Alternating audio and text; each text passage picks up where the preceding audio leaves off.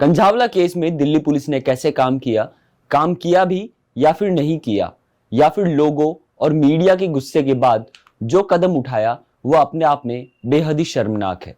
Delhi police ने इस मामले में जो पहली एफआईआर दर्ज की उसमें यह लिखा था कि अंजलि स्कूटर पर अकेले जा रही थी और फिर कार से टक्कर हुई, फिर कार उसे घसीटते हुए ले गई।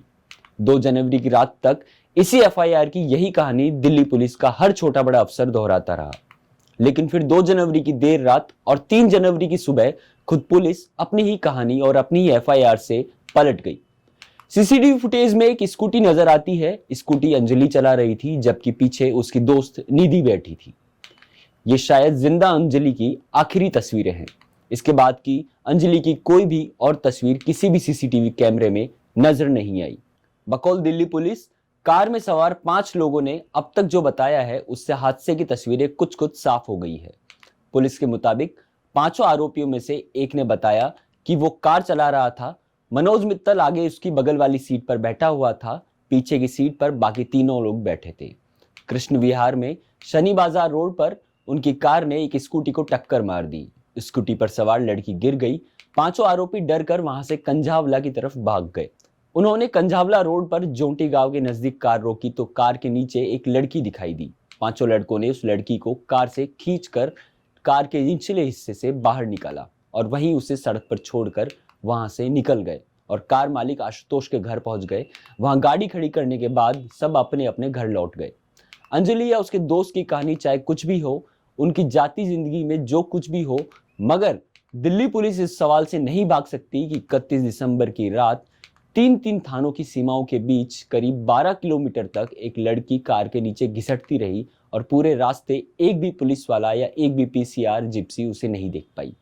हादसे के बाद दिल्ली पुलिस कंट्रोल रूम को कई फोन किए गए, जिसके बाद कंझावला, हुशाम्बी बॉर्डर और अमन विहार के बीच 3 पीसीआर वैन थी।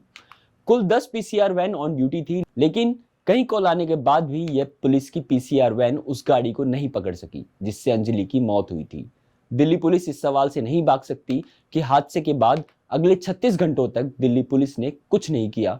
वो तो जब मीडिया और जनता और गृह मंत्रालय का दबाव पड़ा तब 36 घंटे बाद कहीं जाकर दिल्ली पुलिस ने अपनी जांच शुरू की। दिल्ली पुलिस इस सवाल को भी नहीं टाल सकती कि किसी हादसे के बाद फौरन बिना जांच पूरी किए, बिना डॉक्टरों की रिपोर्ट आए, बिना पोस्टमार्टम हुए वो मौत की वजह या रेप होने का ना होने का ऐलान कैसे कर सकते हैं।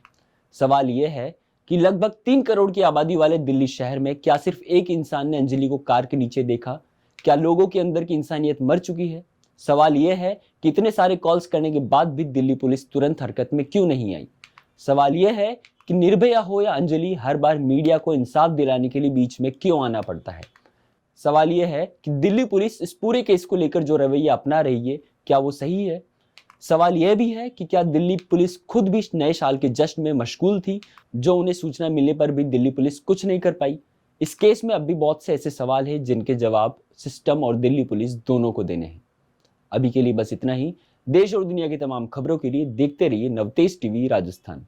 देश और दुनिया की हर बड़ी खबर के लिए सब्सक्राइब करें नवतेज टीवी और पल पल के अपडेट्स के लिए बेल आइकन को दबाना ना भूलें, क्योंकि आपकी खबरों का भरोसेमंद साथी है नवतेज टीवी।